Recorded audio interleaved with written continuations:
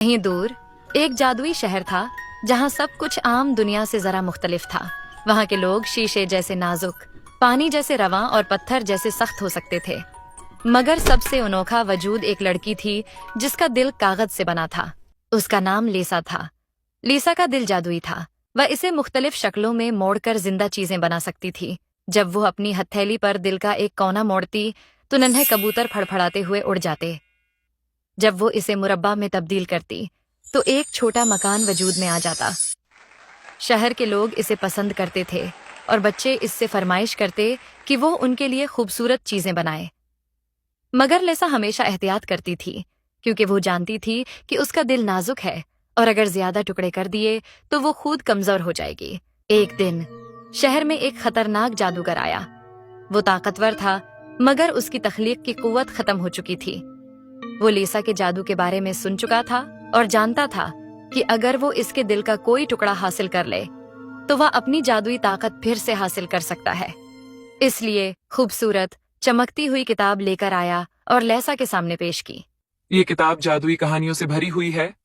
अगर तुम मुझे अपने दिल का एक छोटा सा हिस्सा दो तो ये किताब तुम्हारी हो जाएगी। लेसा को किताब देखकर हैरत हुई। वह हमेशा जादुई कहानियों को पढ़ना चाहती थी मगर वो जानती थी कि उसका दिल बहुत कीमती है। उसने इनकार कर दिया। जादूगर मुस्कुराया मगर उसकी आंखों में खतरा झलक रहा था। अगर तुम मुझे दिल का टुकड़ा नहीं दोगी तो मैं खुद ले लूंगा, उसने कहा और एक जोरदार झोंका चला दिया। लेसा जमीन पर गिर गई और जादूगर ने उसके दिल का एक छोटा सा हिस्सा छीन लिया।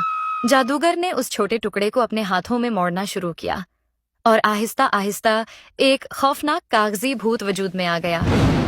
वो भूत ऊंचावर अंधाई तेज था। उसके पर कागजी मगर इतने तेज थे कि वो हवा को चीर सकते थे।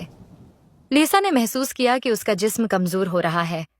वो जानती थी कि अगर उसने जल्द कुछ न किया तो वो अपना दिल खो देगी और अपने बाकी बचे हुए दिल का इस्तेमाल करते हुए एक कागजी तितली बनाई। वो तितली हवा में उड़ी और तेजी से जादूगर के इर्द गिर्द मंडलाने लगी। जादूगर ने भूत को हुक्म दिया कि वो उसे पकड़े मगर तितली तेज थी। अचानक लेसा ने अपने हाथों से एक और शक्ल बनाई, एक नेजा। ये नेजा बारीक और नाजुक लग रहा था मगर जब उसने इसे भूत की तरफ फेंका तो वो सीधा उसके कागजी सीने में लगा। वो चीखने लगा और उसका जिस्म आहिस्ता आहिस्ता टुकड़ों में बिखर गया। जादूगर घबरा गया और पीछे हटने लगा मगर लिसा ने मौका पाते ही उसके हाथ से अपने दिल का हिस्सा छीन लिया। जादूगर को अंदाजा हो गया कि वो हार चुका है। वो कमजोर होकर जमीन पर गिर गया। लिसा ने एक आखिरी शक्ल बनाई, एक कागजी पंजरा, और जादूगर को उसके अंदर कैद कर दिया। यहाँ रहो और फिर कभी किसी का दिल चुराने की कोशिश मत करना, उसने सख्त लहजे में कहा। फिर उसने अपनी ताकत का इस्तेमाल करते हुए एक नर्म हवा पैदा की जो पिंजरे को उठाकर दूर ले गई, जहां वो जादूगर हमेशा के लिए कैद रहा। जब लिसा वापस आई तो पूरा शहर उसके इस्तकबाल के लिए खड़ा था। सबने खुशी से तालियां बजाईं और बच्चे उसके गले लग गए। मगर लेसा ने सीख लिया था कि उसे अपने दिल की हिफाजत करनी होगी। उसने अपनी ताकत को एहतियात से इस्तेमाल करने का फैसला किया ताकि कभी दोबारा उसके साथ ऐसा ना हो। और यूं लिसा अपनी कागजी तख्लीकात के साथ खुश रही मगर अब वो जान चुकी थी कि सच्ची ताकत किसी जादू में नहीं। लेसा की जिंदगी अब सुकून में थी। वो एहतियात से अपनी ताकत का इस्तेमाल करती और बच्चों के लिए खूबसूरत कागजी तख्लीकात बनाती। मगर एक दिन जब वो दरिया किनारे बैठकर एक नया शाहकार बना रही थी, हवा में एक अजीब सा शोर गूंजा, जैसे किसी ने कागज के हजारों टुकड़े बखेर दिए हों। लेसा ने चौंक कर सर उठाया तो उसके सामने एक अजनबी खड़ा था। वो एक नौजवान था मगर आम इंसानों जैसा नहीं लग रहा था। उसके लिबास पर कागज की पत्तियां जुड़ी हुई थीं और उसकी आंखों में एक पुरअसरार चमक थी। मेरा नाम ओरिन है। मैं कागजी दुनियाओं का मुसाफिर हूँ। मैंने तुम्हारी तख्लीकात के बारे में सुना था और मैं देखना चाहता था कि तुम वाकई अपने दिल से चीजें बना सकती हो। वो हैरान रह गई। ये शख्स कौन था और वो कागजी दुनियाओं का मुसाफिर कैसे हो सकता था? मैं जानता हूँ कि तुमने अपनी ताकत को महदूद कर दिया है मगर तुम नहीं जानती तुम्हारे अंदर एक और राज भी है। तुम सिर्फ चीजें बना नहीं सकती, तुम कागजी दुनियाओं के दरवाजे भी खोल सकती हो। लेसा का दिल जोर से धड़का। क्या वाकई ऐसा मुमकिन था? क्या वो किसी और दुनिया का दरवाजा खोल सकती थी? औरिन ने अपना हाथ बढ़ाया और उसकी हथेली पर एक नन्हा सा कागजी दरवाजा नमूदार हो गया। उसने कहा, ये दुनिया तुम्हारी तख्लीकात का इंतजार कर रही है। सवाल ये है क्या तुम तैयार हो? लेसा ने औरिन के हाथ में वो नन्हा सा दरवाजा देखा जो आहिस्ता आहिस्ता चमकने लगा था। उसकी सांसें थम गईं। एक तरफ वो खौफजदा थी, क्या वो दोबारा अपनी ताकत के बोझ तले दब जाएगी? मगर दूसरी तरफ उसके दिल में एक अजीब सी कशिश जाग रही थी। शायद ये दरवाजा उसे अपनी असल पहचान के करीब ले जाएगा। अगर मैं अंदर गई तो क्या वापसी मुमकिन होगी?